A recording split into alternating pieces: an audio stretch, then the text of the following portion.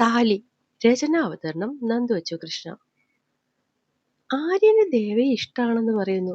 പക്ഷെ ദേവയ്ക്ക് അങ്ങനെ ഉണ്ടാവോ? ചോദ്യം മനസ്സിനെ മതിക്കാൻ തുടങ്ങിയിട്ട് നേരം ഒരുപാടായി. അപ്പുവിനെ അറിഞ്ഞ നിമിഷം മുതൽ ദേവയിൽ നിന്നും കണ്ണുകൾ അകന്നിട്ടില്ല. പക്ഷെ പിടിക്കണമെന്ന് ആഗ്രഹിക്കുന്ന ഒന്നും തന്നെ പുതിയതായി ആ കണ്ണുകളിൽ കാണുന്നില്ലെന്നുള്ളത് വല്ലാത്തൊരു ആശ്വാസം നൽകുന്നുണ്ട്. അല്ലെങ്കിൽ തന്നെ ഞാനെന്തിനാ ഇതിനു പുറകെ പായുന്നത്? അവര് തമ്മിൽ ഇഷ്ടമാണെങ്കിൽ തന്നെ എനിക്കെന്താ? ചാഞ്ചാടി പായുന്ന മനസ്സിനെ ശകാരിച്ചു നിർത്തുവാൻ ശ്രമിക്കുന്നുണ്ടെങ്കിലും ചിലതൊന്നും ബുദ്ധിക്കും വാശിക്കും തടയാൻ കഴിയില്ലെന്ന് അനുസരണയില്ലാത്ത മിഴികൾ അവനെ ബോധ്യപ്പെടുത്തി കൊടുക്കുന്നുണ്ട്. എന്നിട്ടും പിന്നെയും വാശി. അത് തിരിച്ചറിയുന്ന നിമിഷങ്ങളിലെ അസ്വസ്ഥത മുഖത്തു നിന്ന് വ്യക്തം. എന്താ മോനെ, വയ്യേ? തലമുടി മാടി ഒതുക്കിക്കൊണ്ടുള്ള ചോദ്യത്തിന് ഒന്നുമില്ല അമ്മയെന്നുള്ള മറുപടി വേഗത്തിലെത്തി. ഇനിയിപ്പോ പാർക്കിലേക്കാണോ അതോ തിരിച്ചു വീട്ടിലേക്കോ? സംശയം പേറും കണ്ണുകളെ കൂടുതൽ പറയാൻ അനുവദിക്കാതെ ശ്രീ എല്ലാവരോടുമായി ചോദിച്ചു. പാർക്കിൽ. കോറസ് പോലെ രണ്ടുപേരുടെ മറുപടി ആദ്യമെത്തി. അല്ല, ദേവയ്ക്ക് വയ്യല്ലോ, അതാ ഞാൻ ചോദിച്ചേ. ചുവപ്പ് നിറം വീണ കൈകളിൽ ശ്രീയുടെ നോട്ടം ചെന്ന് നിന്നു. അത് വേദനയൊന്നുമില്ല. പ്ലീസ് പ്ലീസ് എന്ന് ചുണ്ടും കൈയുമൊക്കെ വെച്ച് ആംഗ്യം കാണിക്കുന്ന രണ്ടുപേരുടെ മുഖം നോക്കിയവൾ ചിരിച്ചുകൊണ്ട് മറുപടി കൊടുത്തു. അപ്പൊ പിന്നെ പാർക്കിൽ പോകാമെന്ന് തീരുമാനമായി. ഈ നേരത്തെല്ലാം ശ്രീയുടെ കണ്ണുകൾ ആര്യനിലായിരുന്നു. ഉടുത്തിരുന്ന മുണ്ട് അല്പം മുകളിലേക്കാക്കി ബൈക്കിൽ ഒരു കാല് സൈഡിലേക്കിട്ട് ചിരിമായാത്ത മുഖത്തോടെ അവിടേക്ക് നോക്കി നിൽക്കുന്നവനിൽ. ചാര നിറത്തിലുള്ള ഷർട്ടിന് കറുത്ത കരം മുണ്ടാണ് വേഷം. മുകളിലെ ഒന്ന് രണ്ട് ബട്ടൺസ് തുറന്നു കിടക്കുന്നതുകൊണ്ട് തന്നെ സ്വർണമാലയുടെ ലോക്കറ്റ് പുറത്തേക്ക് കിടക്കുന്നു. അലസമായി ഇട്ടിരിക്കുന്ന മുടി കാറ്റിൽ പുറത്തേക്ക് പാറി വീഴുന്നു. വെളുത്ത നിറം അതിന്റെ ഭംഗിയെ ഒന്നുകൂടി ഇരുട്ടിപ്പിക്കുന്ന പോലെ. പക്ഷെ ശരിക്കും അവന്റെ സൗന്ദര്യം പുഞ്ചിരി മായ നിൽക്കുന്ന ആ ചുണ്ടുകളിലാണെന്ന് തോന്നിപ്പോയി ശ്രീക്ക്. ശ്രീ പെട്ടെന്ന് അവനിൽ നിന്നും മുഖം മാറ്റി. ആദ്യമായിട്ടാണ് ഇങ്ങനെയൊക്കെ.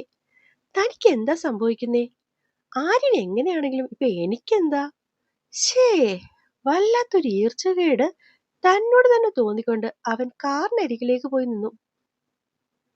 അപ്പുവേട്ടാ, ഇനി ഞാൻ വന്നോട്ടെ? അങ്കിള് സമ്മതിക്കില്ലടാ മോനെ.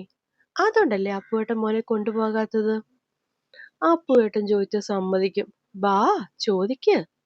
ഓ, ചോദിക്കാം ചോദിക്കാം. ആദ്യം ഞാൻ ഈ ബൈക്കൊന്ന് സ്റ്റാൻഡിൽ എടുത്തിട്ടോട്ടെ. എന്റെ നല്ല അപ്പുവേട്ടൻ. ഓവാ, മിക്കവാറും അങ്കിളിനെ ചെവിക്ക് പിടിക്കാതെ നോക്കിക്കോ നീ. അപ്പു ദേവൂട്ടന്റെ തോളിലൂടെ കൈയിട്ട് സന്തോഷിനരികിലേക്ക് വന്നു നിന്നു. അമ്പല കമ്മിറ്റി പ്രസിഡന്റിനോട് എന്തോ പറഞ്ഞ് തിരിഞ്ഞു നോക്കുമ്പോൾ കാണുന്നത് പുറകിൽ നിൽക്കുന്ന ദേവനെയും അവനെ ചേർത്ത് പിടിച്ചു നിൽക്കുന്ന അപ്പുവിനെയുമാണ്. നിൽപ്പ് കണ്ടപ്പോഴേ കാര്യം മോഹിച്ചു. അപ്പൂട്ടാ, ചോദിക്കേണ്ട, ഞാൻ സമ്മതിക്കില്ല. മോനെ, ഇവൻ ബൈക്കിൽ കയറിയ ഭയങ്കര തൊന്തിരിയാണ്. എപ്പോ കയറിയാലും എവിടെയെങ്കിലുമൊക്കെ മുറിച്ചിട്ടേ വീട്ടിൽ കയറും. അതുകൊണ്ട് വേണ്ട. ഇല്ല അച്ഛാ, ഞാൻ ഇത്തവണ സൂക്ഷിച്ചിരുന്നോളാം. ഒന്നും പറ്റിക്കില്ല. പ്ലീസ് പ്ലീസ് പ്ലീസ് അച്ഛാ.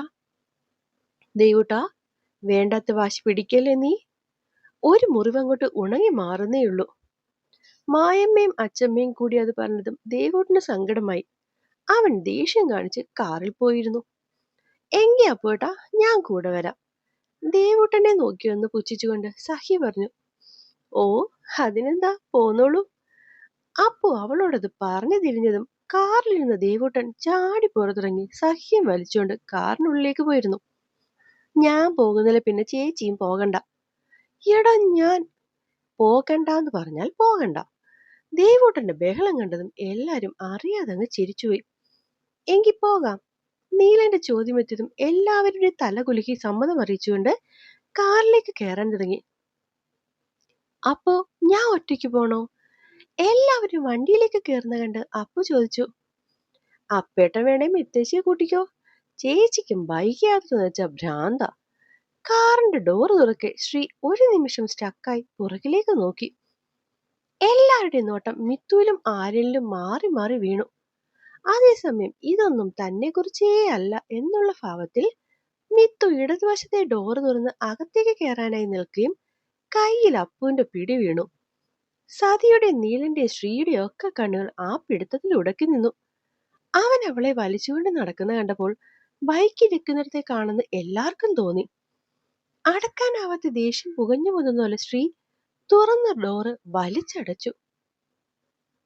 അവന്റെ പെട്ടെന്നുള്ള പ്രവൃത്തിയിൽ സതിയും നീലനും ഞെട്ടിപ്പോയി. എന്തു പറ്റി ശ്രീകുട്ടാ? ഒന്നുമില്ലമ്മേ, ഡോറിന് എന്തോ പ്രോബ്ലം. ഞാനൊന്ന് അടച്ചു നോക്കിയതാ. ഹോ, പേടിച്ചു പോയി ചെറുക്കാ. സംസാരിച്ച് തിരിഞ്ഞു നോക്കുമ്പോ കാണുന്നത് തന്റെ അടുത്തേക്ക് വരുന്ന ആര്യനെയാണ്. ശ്രീ അല്പം ചരിഞ്ഞു നോക്കി. ദേവ കൂടെയില്ല. എടോ, അങ്കിൾ വണ്ടി ഓടിക്കില്ലേ? തനിക്ക് എന്റെ ഒപ്പം വരാമോ? എനിക്കാണെങ്കിൽ ഈ പറയുന്ന സ്ഥലം വലിയ പിടിയില്ല. പിന്നെ ഇവരുടെ വണ്ടിയുടെ പുറകെ പോകാമെന്ന് വെച്ചാ സന്തോഷങ്ങളുടെ കാറിന് പുറകെ പോകാമെന്ന് പറഞ്ഞ ശരിക്ക് ശോകാണെടോ.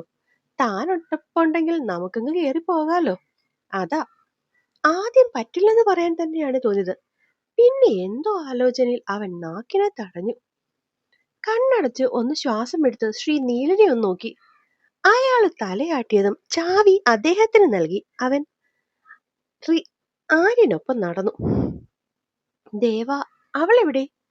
ശ്രീ കണ്ണുകൾ കൊണ്ട് തിരിഞ്ഞതും സന്തോഷങ്ങളുടെ കാറിന്റെ പിറകിൽ വലതുവശത്തായി ഇരിക്കുന്ന കണ്ടു. വല്ലാത്തൊരാശ്വാസം. ശ്രീ അല്പം മുന്നിൽ കിടക്കുന്ന ആര്യനെ നോക്കി ചോദിച്ചു. ഞാൻ കരുതി താൻ ദേവയ്ക്കൊപ്പം പോകുന്നെന്ന്. അവന്റെ മനസ്സറിയാനെന്ന പോലെ ശ്രീ ചോദ്യം ആദ്യം എറിഞ്ഞു.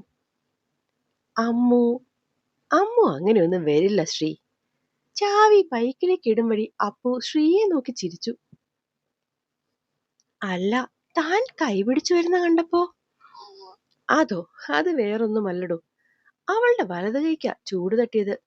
എന്നിട്ട് നോക്കുമ്പോ പെണ്ണ് ഇടതുവശത്ത് കയറിയിരിക്കാൻ പോകുന്നു. നല്ല രണ്ട് സാധനങ്ങളല്ലേ ഒപ്പം. എപ്പോ താങ്ങ് കിട്ടിയെന്ന് ചോദിച്ചാൽ പോരെ.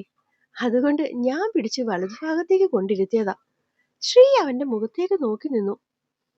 പറയുന്ന ഓരോ വാക്കിലുമുണ്ട് അവളോടുള്ള കരുതൽ. ചിരിക്കുന്ന കണ്ണുകളിൽ വ്യക്തമാണ് അവളോടുള്ള ഇഷ്ടം. പക്ഷെ ഇതൊന്നും കാണാൻ എന്തുകൊണ്ടോ താൻ ആഗ്രഹിക്കുന്നില്ല.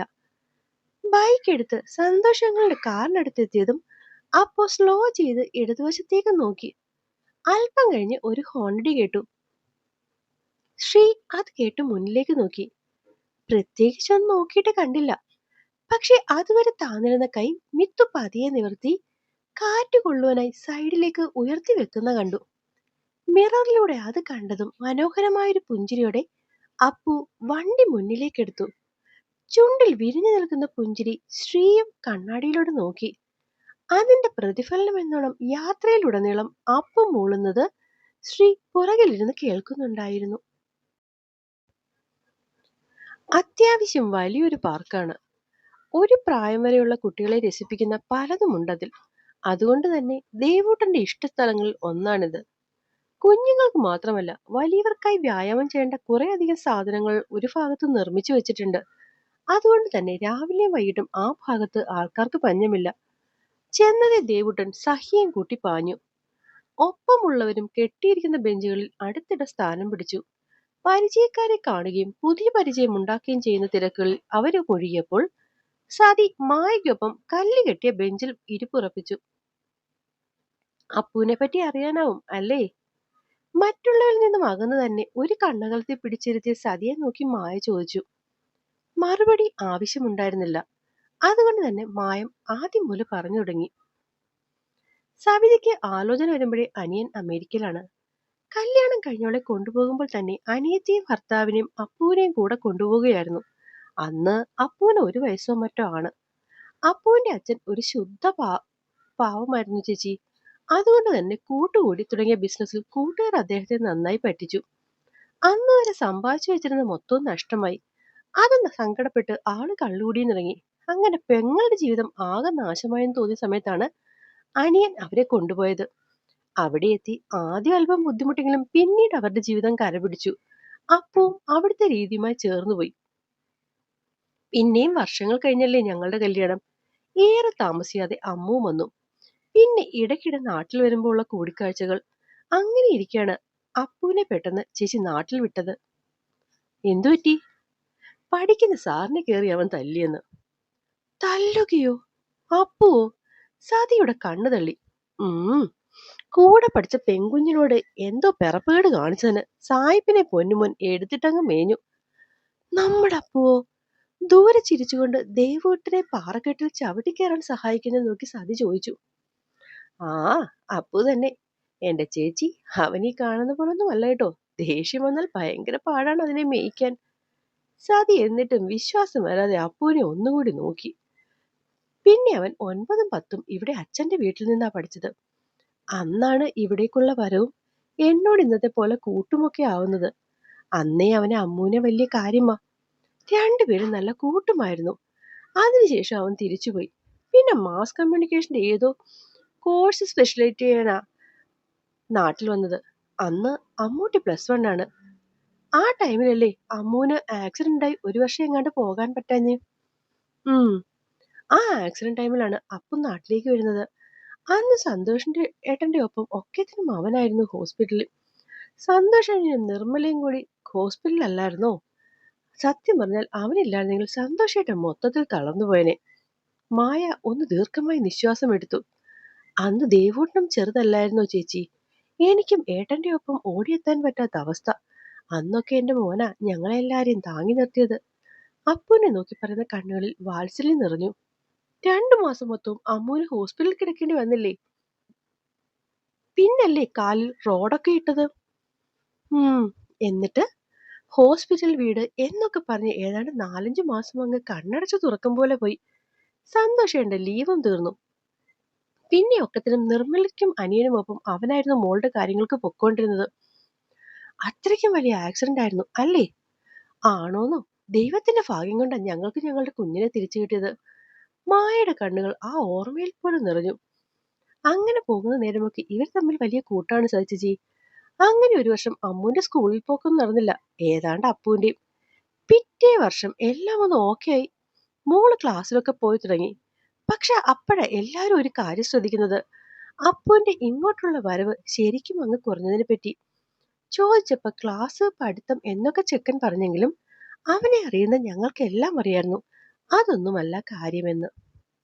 അപ്പോൾ എന്നെ കേൾക്കുകയും വായിക്കുകയും ചെയ്യുന്ന എൻ്റെ കൂട്ടുകാർക്ക് കഥ ഇഷ്ടമാവുന്നുണ്ടെങ്കിൽ സബ്സ്ക്രൈബ് ചെയ്ത് സപ്പോർട്ട് ചെയ്യാൻ മറക്കല്ലേ. നന്ദി.